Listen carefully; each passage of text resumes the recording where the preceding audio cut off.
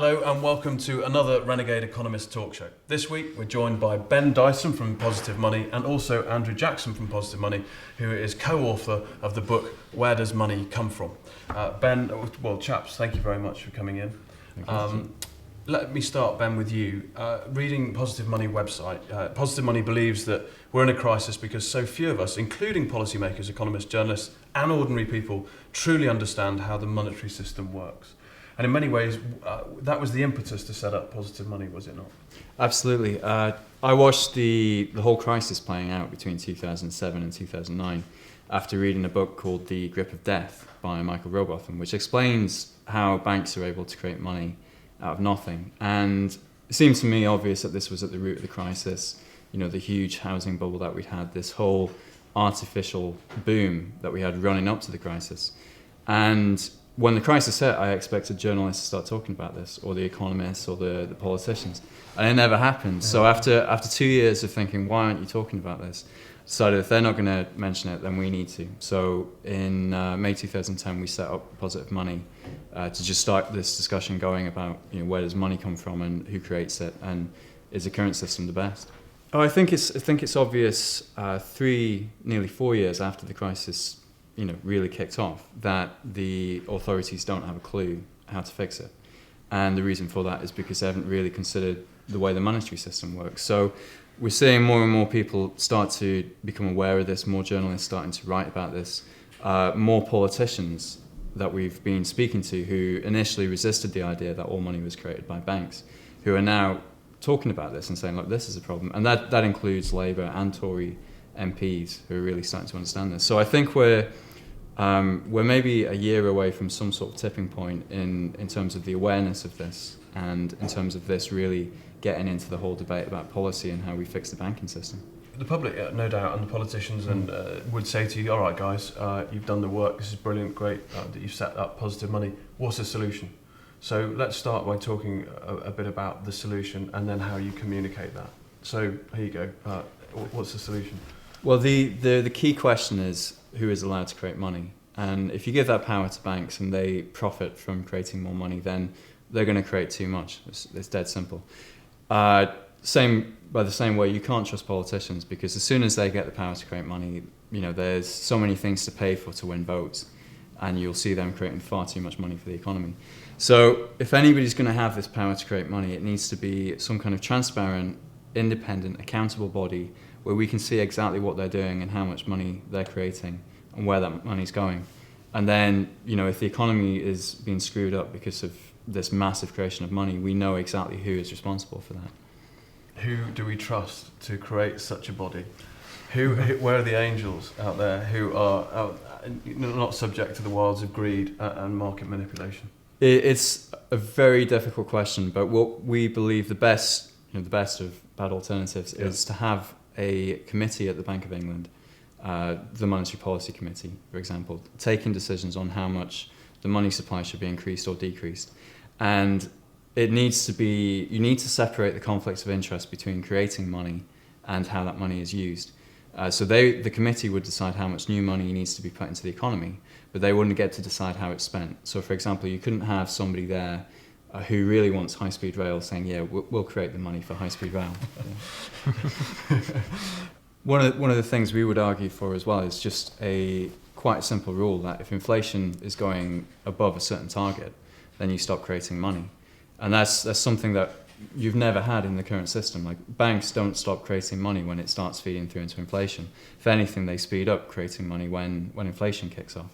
So if you were to give this power to create money back to this independent body and just say, look, if inflation goes beyond the target, you have to stop creating money. And you have this natural inbuilt mechanism that will stop the money supply getting out of control.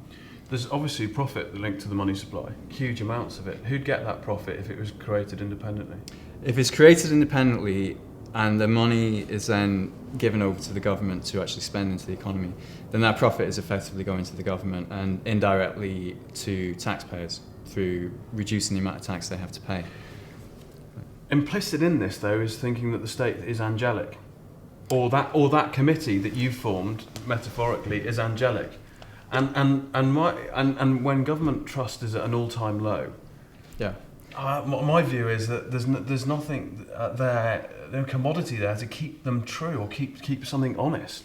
Well, I can see why it's tempting to think, gold, going back to a gold standard would restrict governments. But as Drew mentioned, whenever governments find themselves in a tricky situation on the gold standard, they just say, well, it's suspended. So really, it isn't really a restraint. Right. So what we're saying is, governments will screw up, committees will screw up, banks are definitely going to screw up, and what we need is to figure out the best situation that will stop this, these mistakes having too much of a wide impact on society and the real economy. We've established the committee at the Bank of England. That's all in place. Your proposals, Positive Money, have lobbied beautifully. Campaign's gone perfectly well, and we're about to go through the transition. How do we do it? Okay, sure. So on the very first day, what would happen is that all money in people's current accounts would actually turn into real money rather than just being a debt on a bank's balance sheet. Now, what that means, and banks would be straight away, they'd be banned from creating money out of debt. Mm-hmm. What that means is that suddenly there'd be a massive drop in lending. And that's obviously a really bad thing because it would make the recession a lot worse. So what the Bank of England would do is it would straight away initially lend quite a large amount of money to the banks in order to on-lend into the economy. Now, they would slowly, over the period of 20 years, decrease the amount that they lent to banks in this way. And at the same time, they'd be granting money to the government in order to spend into the economy. Now, what this new debt-free money would mean coming in through government spending would mean that people would be able to pay down their debts. They would have less need for debt in total. So basically you'd be able to have a very smooth transitionary period without any massive sudden jolts or shocks to the system. An awful lot of people watching this are younger folk who are either first-time buyers or second-time buyers. Let's just talk briefly about housing, the creation of money as debt, and it arriving in the housing market and the effect. What's your view on that? Well, the banks have a systematic bias towards lending for property over, for example, investing in the real economy and creating jobs. They pump most of the newly created money that they make straight into the housing market.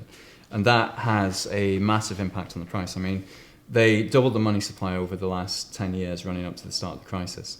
And in that time, housing prices tripled. And it's not really a supply and demand issue. It's not because we're starting to value housing more. It's because of all this money being pumped into a market where there's only so many houses.